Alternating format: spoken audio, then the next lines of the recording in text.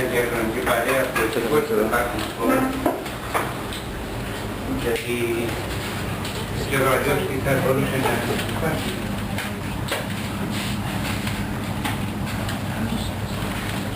Εγώ έτσι και είμαι και πιο παλιός βέβαια.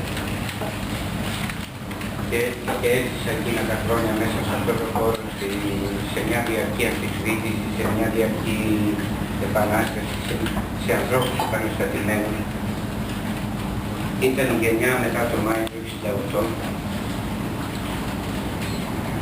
Ήταν μια γενιά που ορίμασε μέσα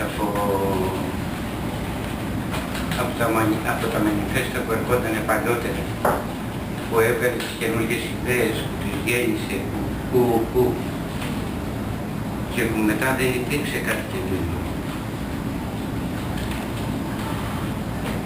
Αλλά η ελπίδα είναι ότι εμείς συνεχίζουμε. Και εγώ που γυρνάω, αλλά υπάρχουν και νεότεροι άνθρωποι που μέσα από αυτές τις ιδέες συνεχίζουν να υπάρχουν και να δίνουν το όραμα, να δίνουν τη συνέχεια. Και όσο υπάρχουν άνθρωποι μέσα από αυτούς τους χώρους, μέσα από αυτές τις ιδέες, μέσα από την τέχνη, μέσα από παντού, υπάρχει και ελπίδα. Δεν χάνεται τίποτα. Και αυτό είναι το πιο σημαντικό από όλα. Εγώ έζησα μαζί με την Κατερίνα. Είμαστε σύντροφοι, φίλοι. Κατεβαίναμε μαζί στις διαδηλώσεις. Είμαστε μαζί σε επιτροπές, σε παράσταση, θυμάμαι τότε τη μεγάλη απεργία του Φίλιππα και της Σοφίας Κερίτσι, σε συνελεύσεις παντού. Δηλαδή η Κατερίνα, ας πούμε, δεν ήταν ένα άτομο που υπήρχε κάπου και απλά έγραφε. Ζούσε, συμμετείχε, υπήρχε, συναισθάνονταν, εξεγείρονταν καθημερινά με την παραμικρή λεπτομέρεια. Και πολλοί που ζήσαμε μαζί της, σε καθημερινή βάση μέχρι οπουδήποτε, καταλαβαίναμε από πριν ότι δεν θα μπορούσε να υπάρχει για πολύ, να ανοιχτεί δηλαδή μια κοινωνία με αυτές τις συνθήκες. Ήταν δηλαδή λίγο δεδομένο ότι θα έφευγε, καταλαβαίναμε. Ήταν αυτό που είχε πει και ο Άκης ο Πελουχιώτης, καλή αντάμωση στα γούνα λάδικα.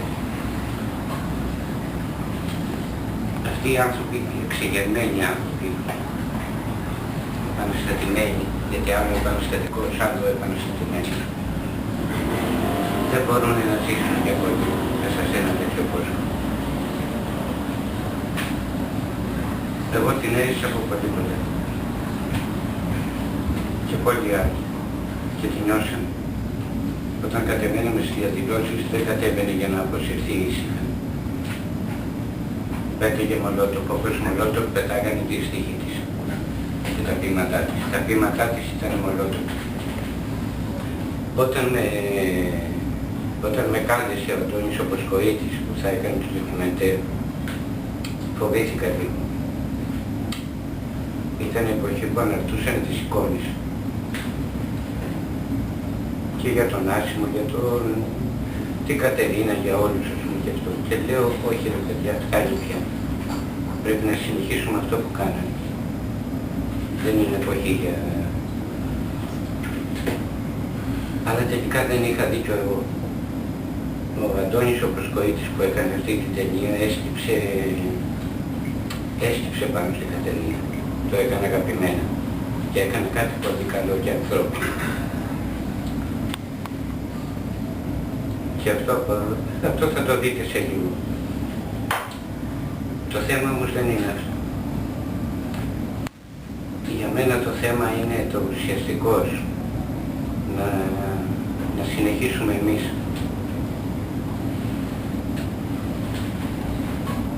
Και το πιο σημαντικό είναι αυτό που είπε στην στίχο της, να πουλήσουμε ακριβά το τομάτι του. Δεν κάνουμε πίσω. Δεν έχουμε επιλογές πιστεύω. Να δώσουμε ένα άλλο τείχος απέναντί τους ή να υποταχτούμε. Δεν έχουμε άλλες επιλογές. Παιδιά, να είμαστε καλά όλοι.